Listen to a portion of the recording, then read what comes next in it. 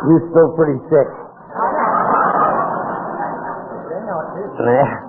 My name is Gene, and I too am an alcoholic.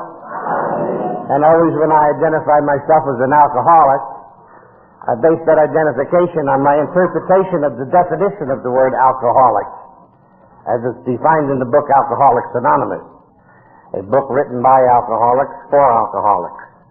And in that book they said this: we alcoholics are men and women who have lost the ability to control our drinking. And that's all they said. They didn't make any reference to how much we drank, what we drank, where we drank, or what happened as a result of our drinking. They didn't say in order to be an alcoholic, you got to live on Skid Row, drink wine, spend weekends in drunk tanks, marry the same woman 4 or 5 times, and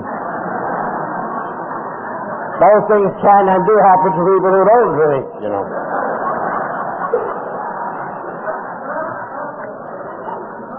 It's certainly nice to be invited back here to Utah again. I've been here a number of times, and I'm a little confused as to what to lie about tonight, because I don't want to get caught. I'd certainly be remiss if I didn't thank the committee for asking me here. I had nothing to complain about. Well, 2 things. I was in the pool this afternoon. I could get my hands on that little brat that was there with his mother. And it says, "Hey, Ma, look, there's Shamu."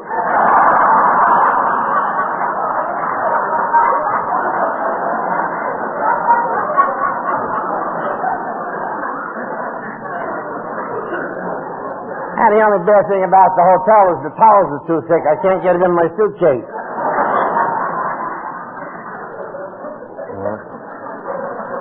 People often wonder where Calistoga, California is. For a while I used to wonder where it was, too, to tell you the truth. Calistoga is in Northern California. I live 80 miles north of San Francisco in what is commonly known in California as the wine country.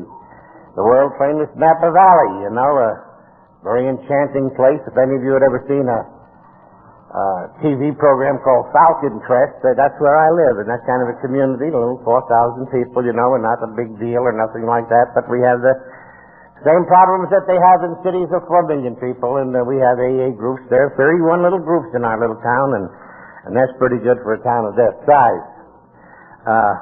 I'm not from California originally. I'm born and raised in the Lower East Side of New York City, and usually that's what I blame my ignorance on, because it will be aware to you shortly that I don't have any education at all. And that's really not... I used to be ashamed to tell people that, you know. But I'm not really ashamed of it anymore, because what the hell, you know, and in every educational institution, in the classes as you went through school, you know, there was always 3 groups of students. They just took up the collection. I put in a 5 for you. They have 3 kinds of students in the classes, you know. There's usually the brainy kids, you know, A's, all A's and all that. Then the average kids, C, B, and stuff like that.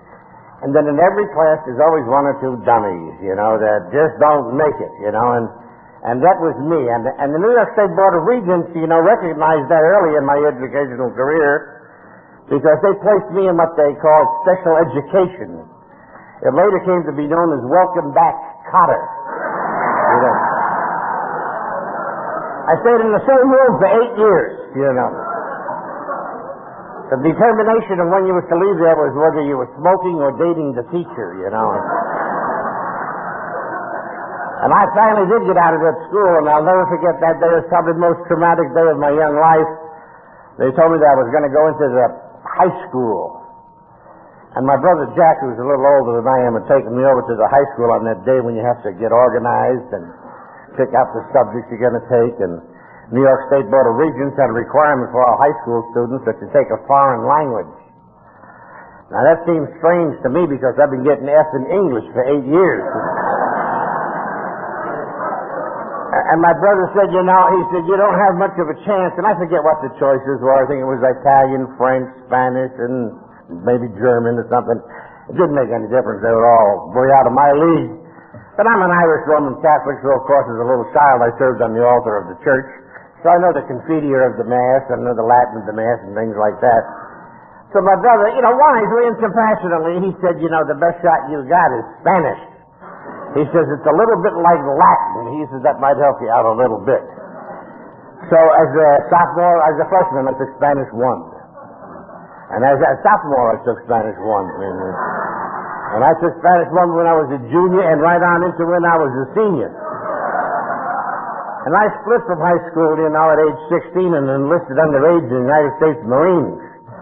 And I lost my virginity in a house of ill repute in Guantanamo Bay, Cuba. And I learned more Spanish that night than I did in the whole 4 years in high school,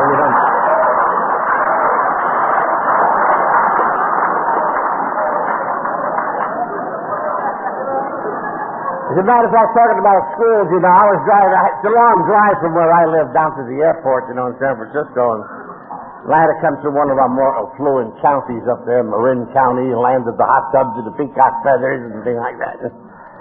And I'm a stonemason by trade, or I was. I haven't for years now. I'm retired, but I was born and raised in the construction industry, and that was my trade, and that's really all I've ever known. And even though I'm out of the trades now, I still have an interest, whenever I go past a construction site or see some different kind of architecture or something, especially stonework, I would sort of drive in and check it out, make sure they're doing it right and things like that. And sort of show you where I come from. This morning I went past a place called Belle Marine Keys, and real, top shelf, and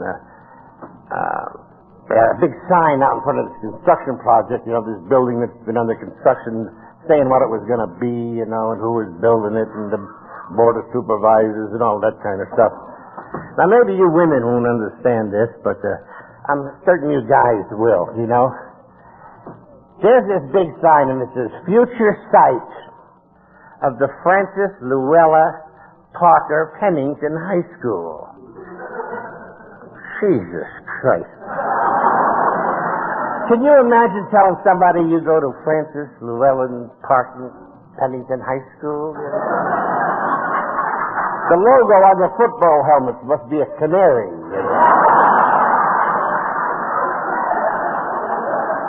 The high school I went to in New York City didn't have a name. Had a number. If it had a name, it would have been something like Lucky Luciano Tech. Al Capone Prep, Driver's education in my high school was how to leave the scene of an accident.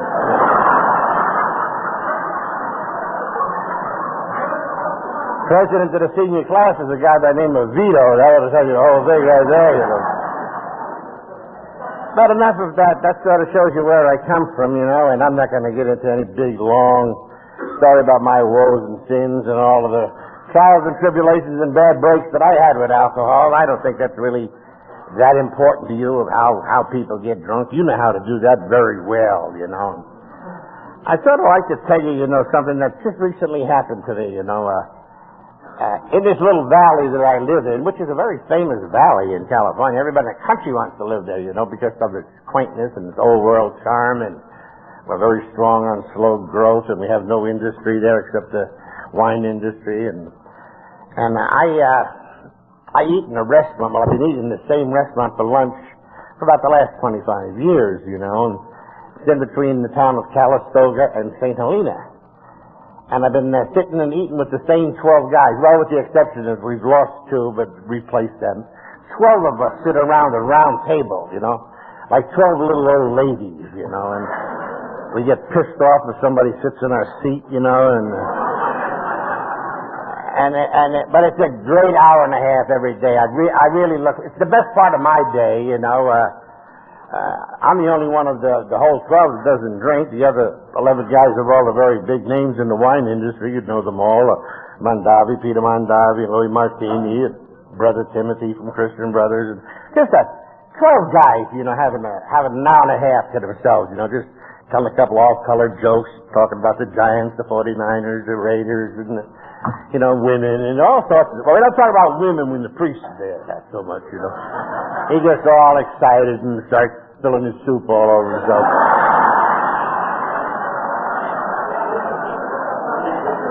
And the place has Italian food, and I love Italian food. Oh, that should be very obvious to you. I really love food. I love food I gave up sex for food. I did. I even had a mirror installed in my dining room ceiling, you know.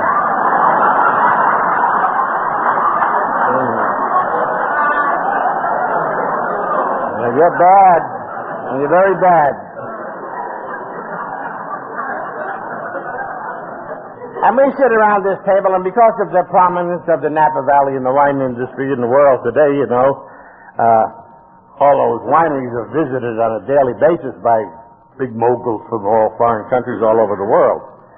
So occasionally, you know, one of our regular guys will invite his guests, you know, to come down and have dinner or lunch with us, you know, and it's only due to the proximity of the way the tables are set. Whenever they have a guest, they reach right behind where I'm sitting, and they pull a chair from another table, and the visitor always winds up alongside of me, which is fine, you know, unless he's talking Japanese or something like that, you know. But they come from Portugal, France, Italy, Australia, and we get along fine. And after about 5 minutes, they notice that everybody else at the table is drinking wine, because these guys bring their own bottles of wine, their estate wines and their new blends, and they try them out on each other. But my wine glass is always upside down, has been upside down for 25 years, and in that restaurant. And so the inevitable question always comes up from the stranger, you know. Don't you drink? Well, you know, after 30 years, you're allowed to tell a few lies, you know. And so I usually say them silly little things like, well, not today, you know, and I'm going to the dentist this afternoon, or my mother-in-law is coming, and I don't have a mother-in-law, you know. But just to shut them the hell up, you know. And that would be fine. But they don't leave it alone. See? About 10 minutes later, you got your mouth half full of tortellini. And he says, why?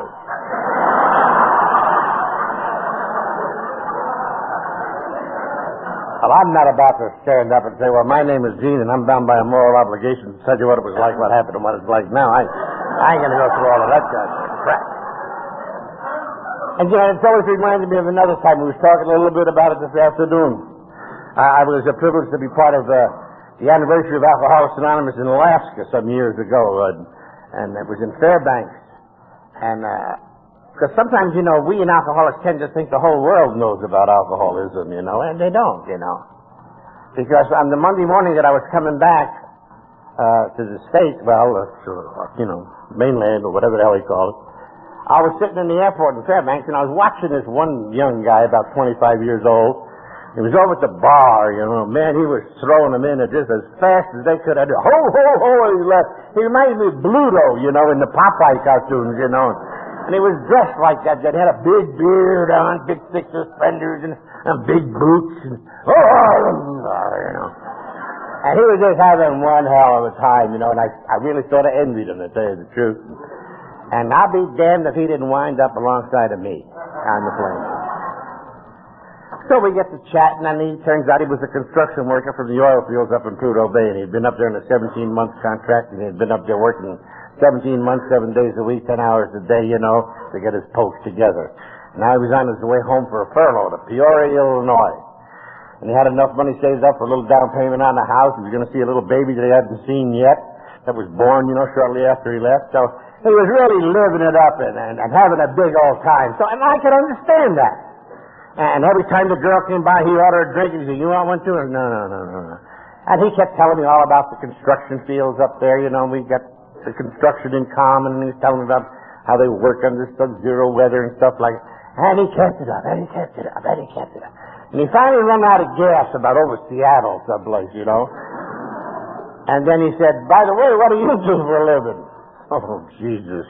And I own, you know, the oldest treatment facility in the state of California, you know, non-medical treatment facility.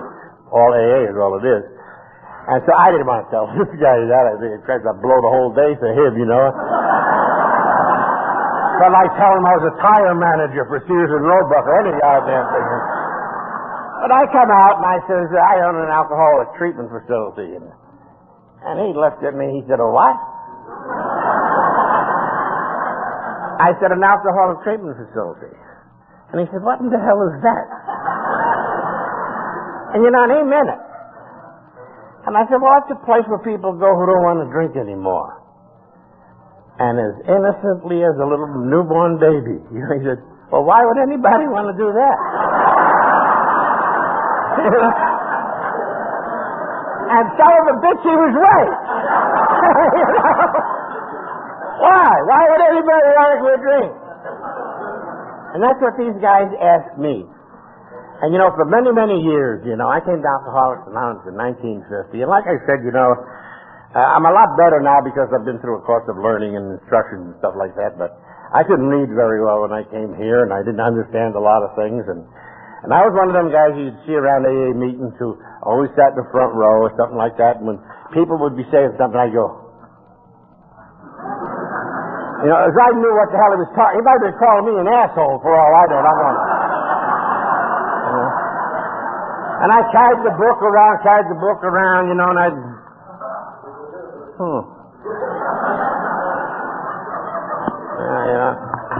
but I didn't know what the hell I was reading at all, And so the program was rather difficult for me at that time. So when I came, I was fortunate, very fortunate, because God put it. I'm going to say something now. I wasn't going to say this, but I know a lot of you people out there, and you'll understand me. I'm not a guy that's really known, to have too much tact. I'm a tell it how it is guy, I'm a bullshitter in every area of my life except here. This is my life here.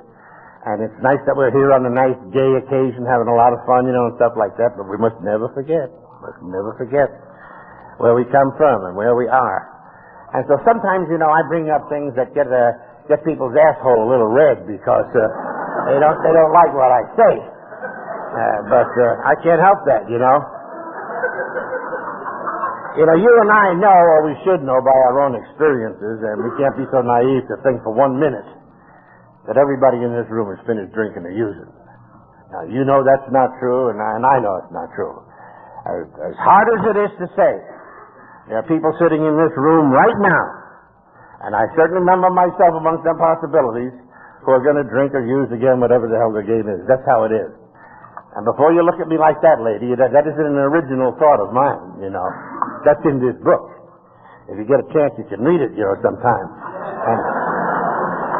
And that book was written, a little over 55 years ago.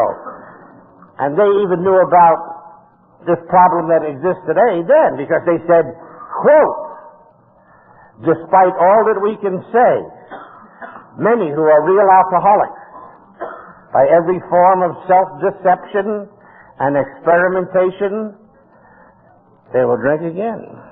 They will try to prove that they're not alcoholics. That's just how it is. And the scariest thing about returning to drinking, and the reason that we have to come to these meetings is this. People like you and I, apparently normal people, are capable of making an insane decision when we're sane. And let me explain that to you. In order to have a slip, there was one absolute requirement. You have to be sober.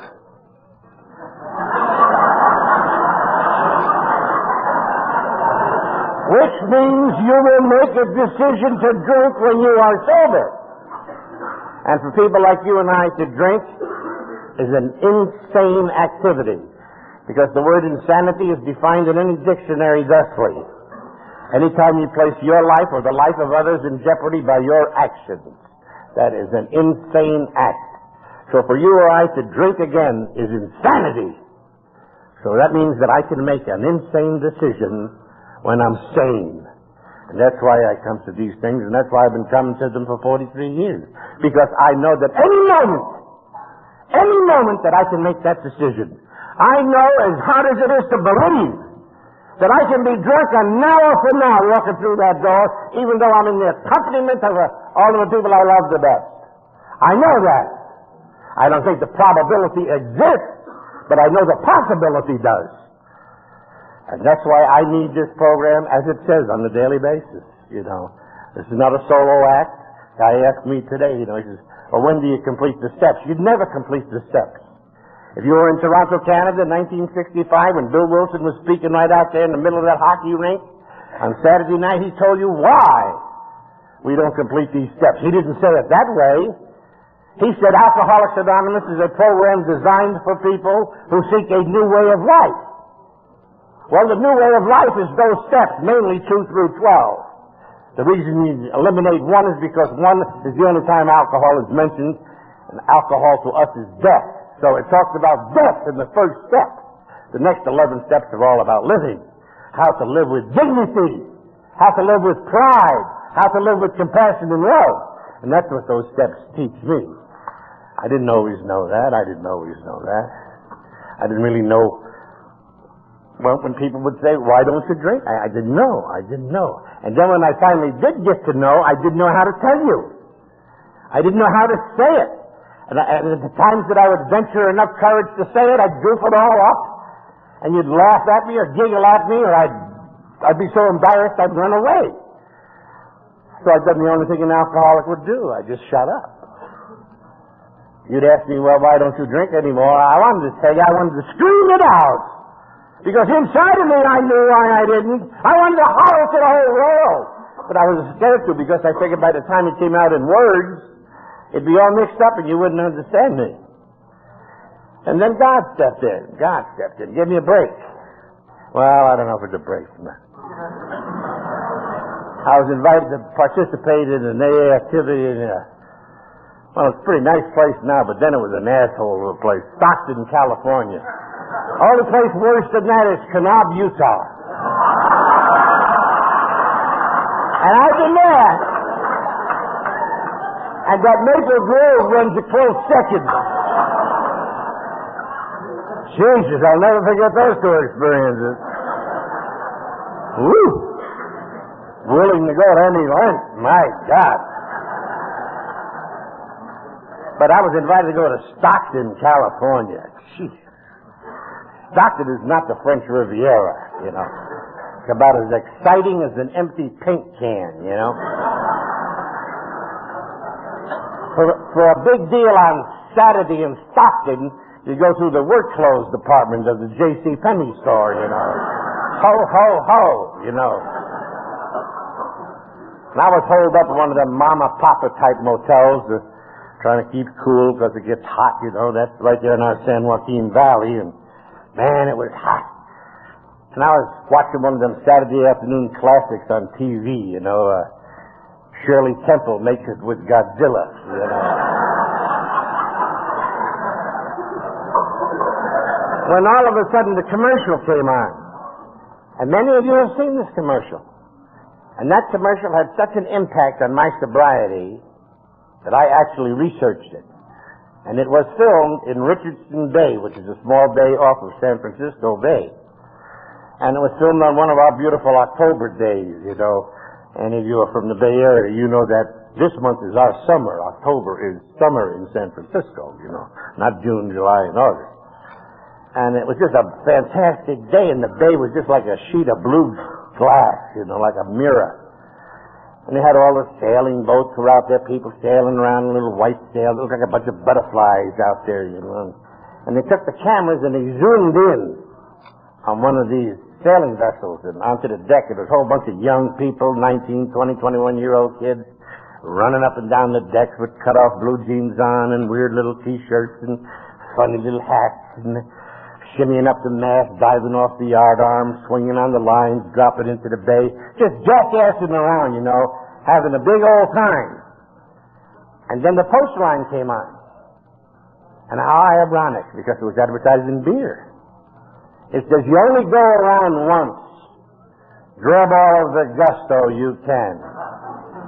And I didn't know what the hell gusto meant. You know, it could have been a goddamn cereal for all I knew. And I'm a dictionary freak. That's this course of learning that I've been embarked on for about 20 years now. And so I went out to the deck, a little mama-papa type motel, and they lived in the back. And I said, would you have a dictionary? And they did. And I looked up the word gusto. And it says, gusto, slang expression for living. You only go around once. Grab all of the living you can. And that's why at about 10 minutes to 4 this morning, just outside of Calistoga, California, When my dog started licking my hand to let me know it was time to get up, I get up and I said, God, help me through today. And if I need you, be close by. And with the help of my God, the program called Alcoholics Anonymous, I can get through today without putting a needle in my arm, without chopping a line, without smoking a funny little cigarette, eating any of them pocket rockets, or taking a drink. You know. And I make that decision every day. And I make that decision not because I'm an alcoholic. Oh, no. I drank plenty as an alcoholic. I make that decision because of the most important thing that anybody who walks the face of this earth will ever experience. And it's a four-letter word called life. L-I-F-E. And you know, there's some things that we take for granted about life, or maybe we don't think about at times, but I think we should. You know, it don't make any difference who you are. Whether you're rich, poor, has nothing to do with the color of your skin, whether you're dumb, ignorant, or smart, whether you're Irish, Roman Catholic, regardless of what the country of your national origin is or the church of your choice. It don't make any difference. One to a customer. That's all you get. One time through. That's the name of the game. And if you take a close look at life, it gets a little scary. The moment that life starts, it begins to get shorter. Every unit of time that goes by is a portion of your life that is over, done, finished. What's the date? The 4th? 5th? What's today? The 8th? Or what? Never again will we or anybody else in this room experience 8 p.m. October the 8th, 1963. 1993. It's over. It's done. Well, don't laugh at me. Try to get 1963 back. But that's it. It's gone. It's done. And you know, some other facts about life. Cold facts. As each unit of time goes by, we're being brought that much closer to the end of our life, which is the other thing that we have in common. All of us will arrive at a point someday when life as we know it ends. And nobody knows when that time is going to be, because life is not a VCR. You can't put it on rewind or fast forward or pass back or hold or anything like that. Life, like a VCR, it goes on at its speed, at its time, not our time, hurling itself pell-mell towards that inevitable end. So when I look at life like that, I make a very selfish decision. Selfish as we had defined it in AA. And I don't think my decision is any different than yours. I want every bit of life I can get. I want to go every place there is to go. I want to see everything there is to see. I want to hear every song that was ever sung and read every book that was ever written. I want it all. And there's nothing wrong even with wanting it all, as long as I have enough sense to know, well, you're not going to get it all. But that should make you and I a little bit better off than them so-called normies out there. Because you and I know, or should know, something that they don't know. We know that we can get more out of life, clean and sober, than we ever got out of it using and abusing. And we didn't have to be told that. We didn't have to hear that from a podium. We didn't have to read about that in a book or a pamphlet or see it on the tape. Out and found out for ourselves. Actual, factual proof. So that is what brings us to that decision they talk about in the book. It is generally a dilemma. Will precede our decision whether to continue on in our madness. And I know of no better word to describe the life of the practicing addict or alcoholic than madness, or to reach out for recovery. I was fascinated by the word dilemma, and I run to my dictionary, because dilemma is used twice in our literature. In the big book, it's used where it says lack of power was our dilemma. And then in AA it comes with age, it says generally a dilemma precedes our decision. And I grasped my dictionary and I looked up in quite a few of them dictionaries and trying to find out what the hell dilemma really meant. Because it's an exciting word. You know, oh, something's going to happen, you know. And I couldn't get any satisfaction out of the dictionaries. And at that time we had one of them overeducated school teachers in our group, Paul. And I collared him out there in the parking lot one night after a meeting, and he knows my problem. And I said, Paul, tell me what in the hell dilemma means. But, you know, tell me so I'll understand. So he thought for a minute, and he was sort of in a hurry, you know. He said, well, Duff, he says, dilemma is when you have the opposite answers for the same question, but both answers are valid.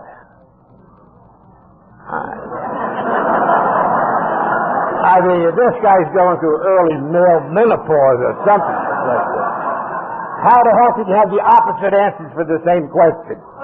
And when I questioned with that, he said, you just keep thinking. Well, I don't know how long I think. I don't know whether it was a day or a week or a month or a year. But all of a sudden one day I realized exactly what he was talking about. That dilemma. And it also focused me on the strong belief in a power greater than myself, and it convinced me that this program has always been divinely guided for each of us. Because you see, my dilemma happened on West Madison Street, and that's the Skid Row area in Chicago, Illinois. And I had been living down there for 17 months and the only way to describe it is as an animal.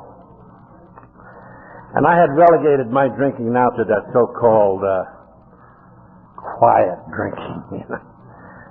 No longer even had to communicate, you know, vocally with anybody. My headquarters was a scumbag of a place called Big Rothschild. Filthy, rotten snake pit, you know. And in the wintertime I hustled around in a big old U.S. Army surplus rain overcoat, you know. The only thing good about that was them big pockets, you know, because you could put wine in them pockets and nobody could see the top of the bottle, you know. And that was important. And let me tell you how it is and there are people in this room that knows what I'm talking about. As a matter of fact, there's a point of interest that might interest you.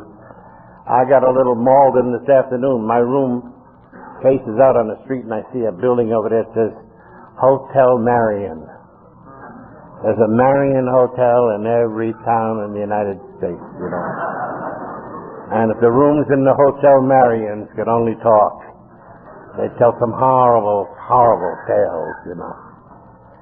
And I've been living down there, and it usually went like this. At 6 a.m., you know, you sort of shuffle into them places. They call it the wine shuffle, you know, and you have to go through probably what is the most hideous moment in the life of a Skid Row alcoholic, you know. Because at this level, you know, you're living in the belief that your life is going to be over in every 20-minute period that goes by. In other words, if I don't get a drink 20 minutes from now, I'm dead. I had reached that point, and some of you know exactly what I'm talking about, that if I don't get a drink, I'm going to die. In the nature of my work, I hear that on a daily basis. On a daily basis, I hear either a man or a woman, and excuse my language, I'm just going to quote it. Jesus Christ, give me a fucking drink before I die! And you know and I know that they mean it. And they believe it.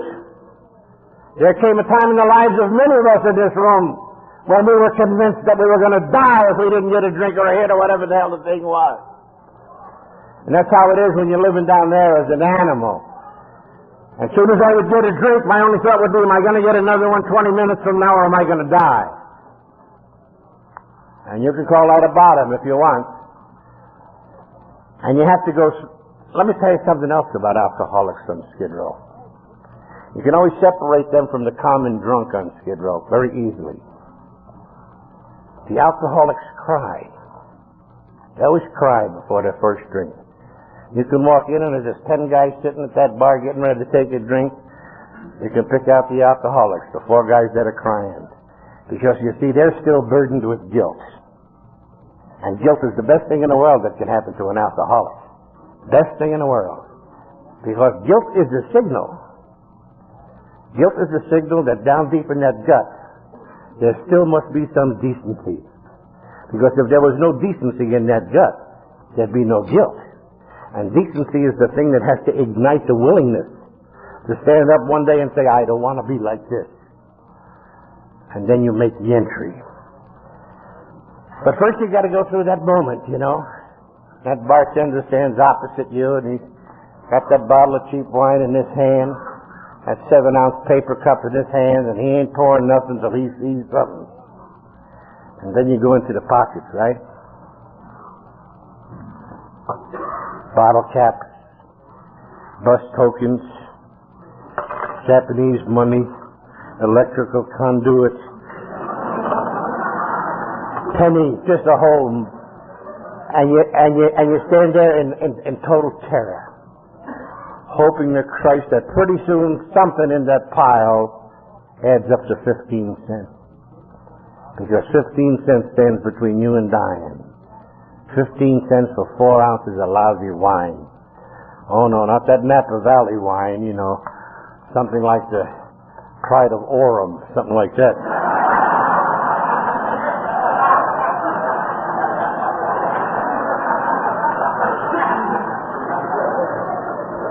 And then tears come down, see, because you got that guilt.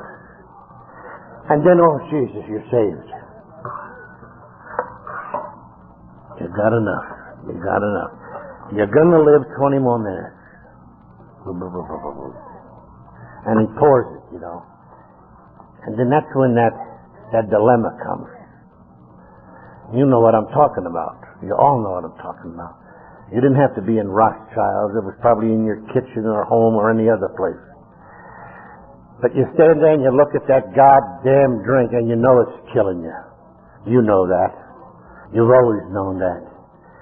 Jesus Christ, if I drink that, it's going to kill me. And then that other guy starts talking to you in the back.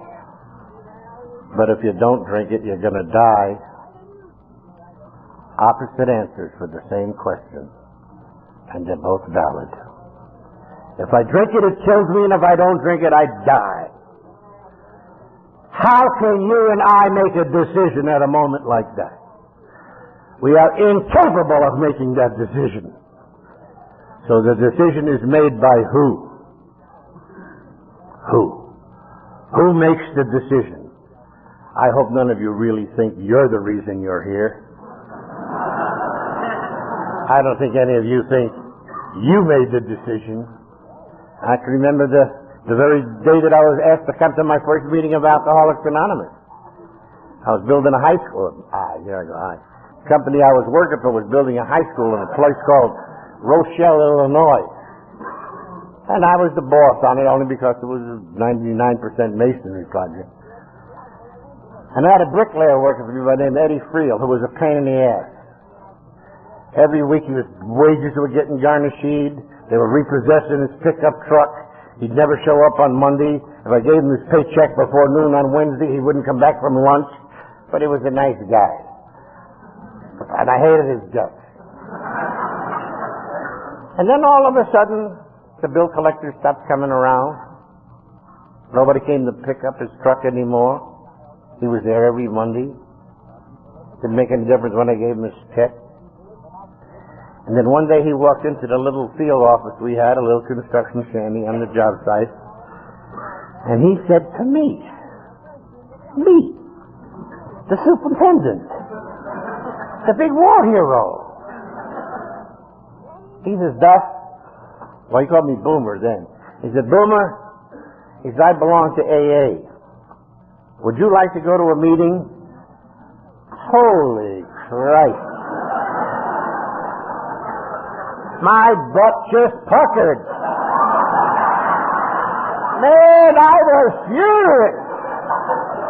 I looked for some brick tongues or pickaxe handles, something to change his face. I was never so humiliated in my life. Alcoholic. Go with you. Oh my God Almighty. And before I fired him, I wanted to tell him what I thought of him and his suggestion. And I mustered up every filthy, rotten, stinking word that I knew. And I mixed them all together with all of the hate and the physical violence that I do, and I brought them up to my mouth spit him right out in his face. And when it came out, it said, where is it?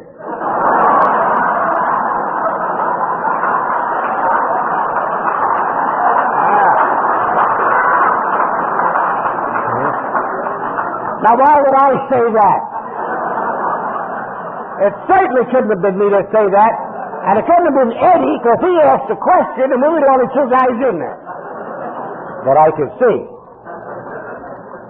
So, undoubtedly, we're divinely guided.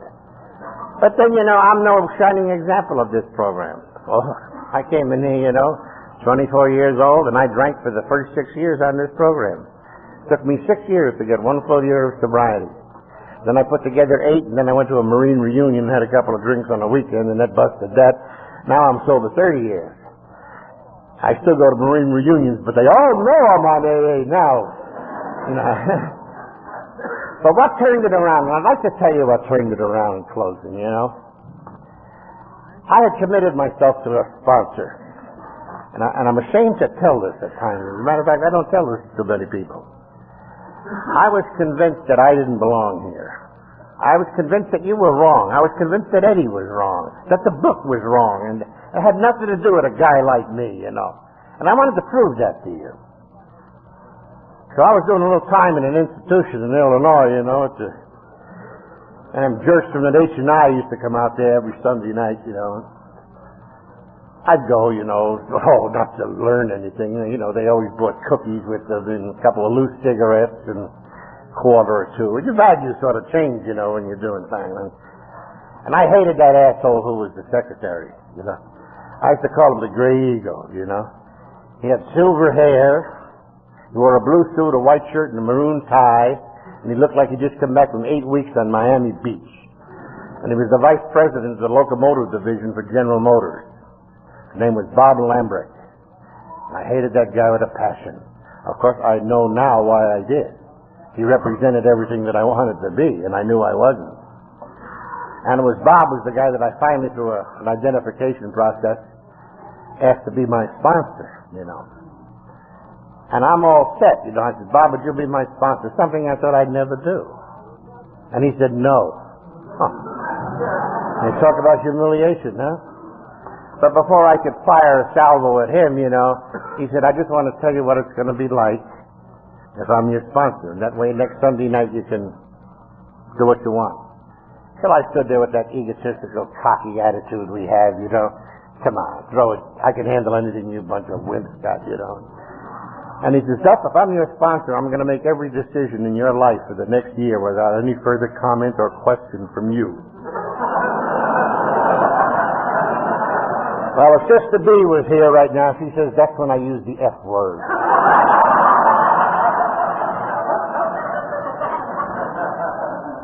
But I went back and I thought it over for a week, and I knew he was right. And finally I asked that man to be my sponsor. But here's why I asked him. He was one of the founding members of Alcoholics Anonymous in Chicago. He was one of them gurus in the Chicagoland area. He was always, Bob was this, Bob was that, everybody, Big Book Bob. He spoke all over the country, He was the big deal, And in my sick mind, I wanted everybody to know that I had the best possible sponsor you could have. Bob! And that I had made this commitment that I would make no decision in my life for a year without Bob okaying it. I want everybody to know that. My plan was to do that for 364 days.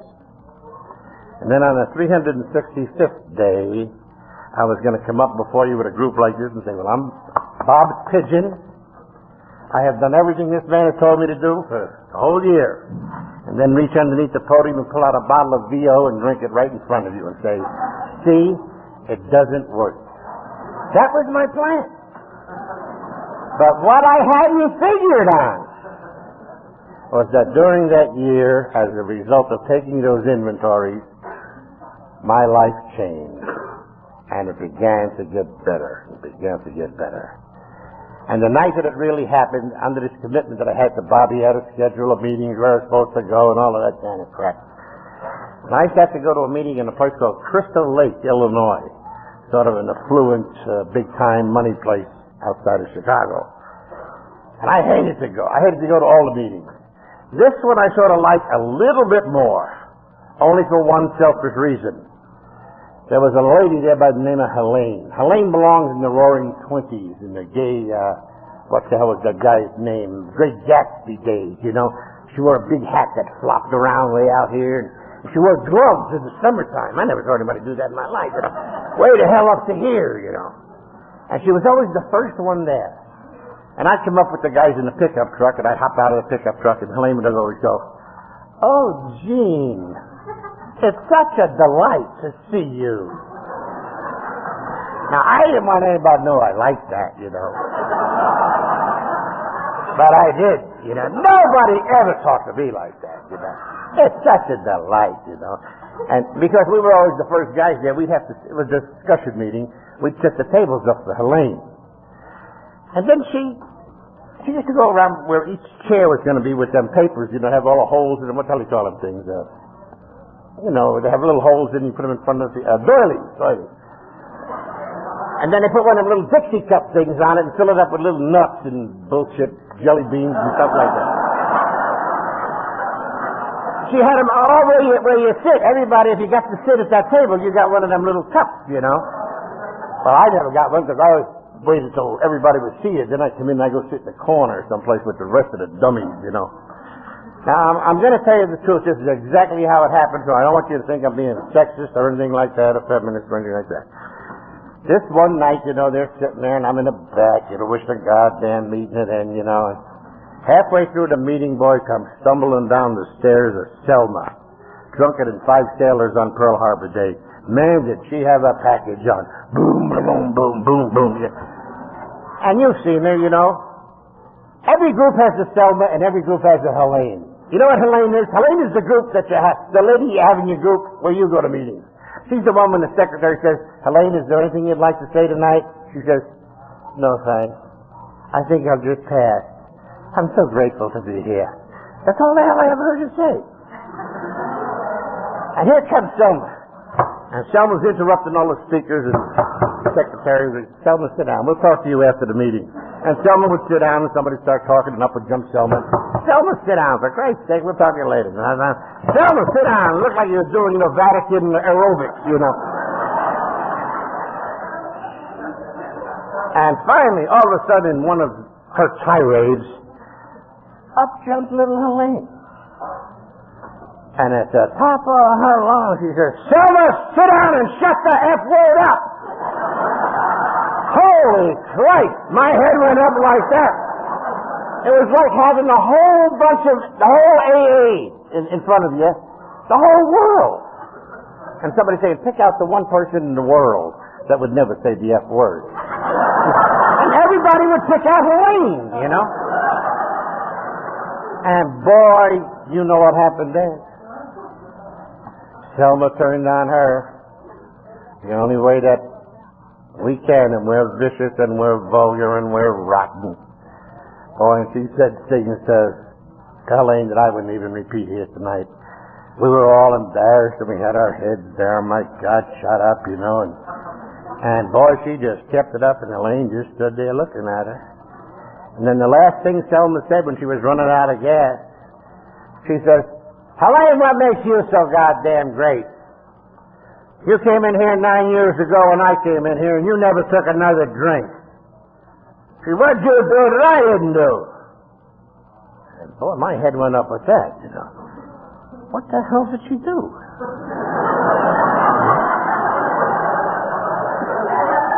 All she ever said was pass, and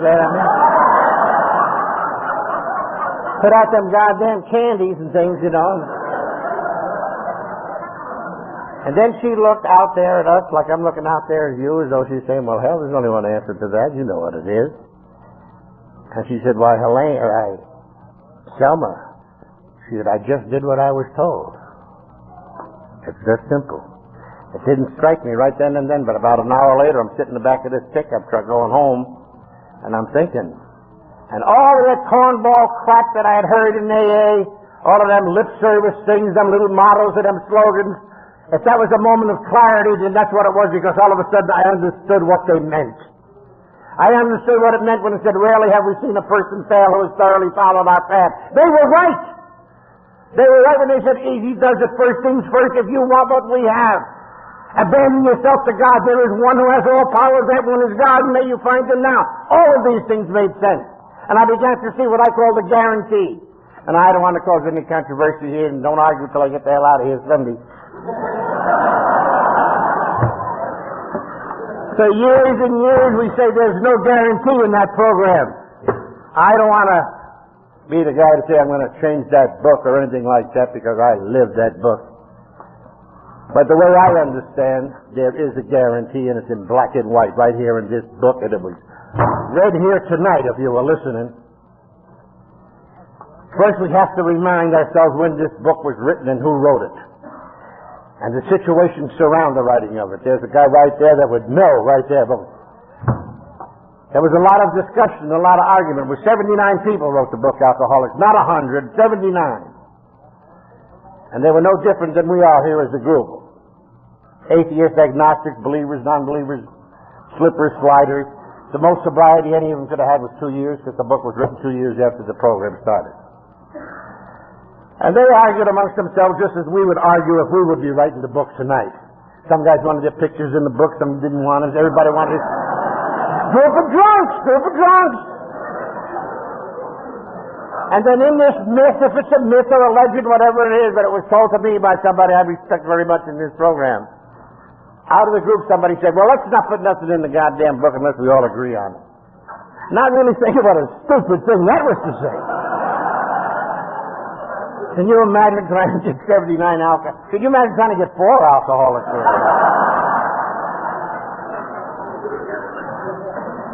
But obviously they did. They did. The book is written. The atheists agreed. The agnostics agreed. Non-believers agreed. Slippers, sliders, all agreed. And in the 5th chapter of this book is the guarantee. The 2nd and 3rd of the 3 pertinent facts. They were read here tonight. 2nd pertinent fact. We believe. That's an odd word right off the bat for atheists and agnostics to agree on. We believe that no human power could relieve our alcoholism. And you can't deny the next fact. But God, and they called him God, they didn't call it a chair, a rock, or a tree. They said, but God could. Now there's no more definite statement than that. God can. And then to smash down our denial, he said, and will. And then again the divine guidance. They told us we could recover. They told us where to go to recover. And then they gave you the choice. They said, if he were sought. God could and would if he was sought. I went out and I sought this God. I sought this God through what he told me to do in the 10th step and other steps, through prayer and through meditation. And one day, God acted on me. He went out there amongst people like you. And he picked out a man and he said, you take this message to that asshole out there. And then one day that guy met me. And on a night like this, I guess, he handed me the most precious thing in my life.